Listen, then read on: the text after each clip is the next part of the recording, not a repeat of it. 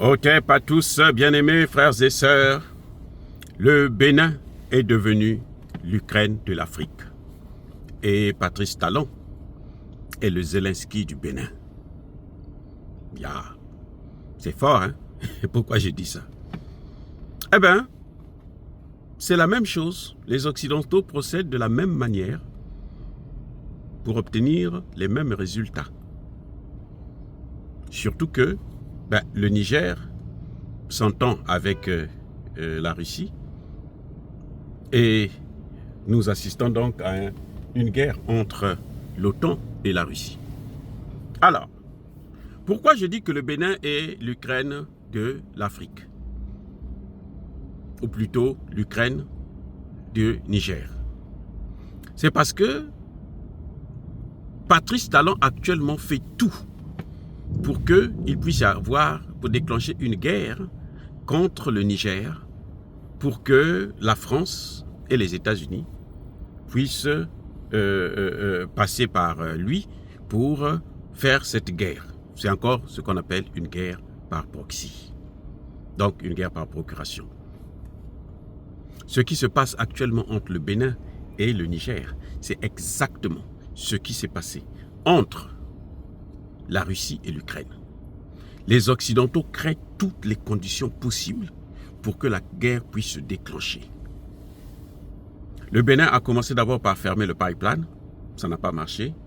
Maintenant, le Bénin kidnappe des ingénieurs, des experts nigériens pour voir quelle sera la réaction du Niger. Et ce que le Niger fait, c'est qu'il arrête la production du pétrole. Il ferme le robinet. Et le Niger, je vous le dis encore une fois de plus, a une alternative. Et si le Niger s'engage à changer de direction pour son pétrole, le Bénin sera le plus grand et le très grand perdant, et ce sera irréversible. Vous savez, les marchés que le Togo a pris là, c'est fini, hein? Ça ne reviendra plus. Ça ne reviendra plus. Vous savez pourquoi le Togo a participé à l'intervention, aux exercices militaires avec l'AES? Le Togo n'est pas frappé par le terrorisme au même titre que les pays de l'AES. Mais c'est pour consolider les liens. Parce que le Togo aussi vide ce pipeline-là. Si ce pipeline peut passer par le Togo, mais le Togo ne sera que content. C'est ça que le Togo vise. Ce n'est pas forcément parce que le Togo veut rentrer dans l'AES. De toutes les façons, le Togo ne peut pas rentrer dans l'AES sans l'autorisation de la France et des États-Unis. Vous voyez, les Français ont créé, avec les Américains, ont créé une guerre de toutes pièces entre la Russie et l'Ukraine. Et Zelensky a joué le jeu. Zelensky, là, c'est Patrice Talon. Tous les chefs d'État, les anciens chefs d'État béninois, condamnent Patrice Talon. Ils disent à Patrice Talon d'arrêter avec ce jeu-là, de protéger plutôt les intérêts du Bénin. Et les intérêts du Bénin, c'est d'avoir la paix avec son frère. Pas son voisin seulement, son frère nigérien. C'est là où se trouve l'intérêt du Bénin. Mais le Bénin préfère la guerre contre le Niger. Et le Bénin sait, Patrice Talon sait qu'il va échouer.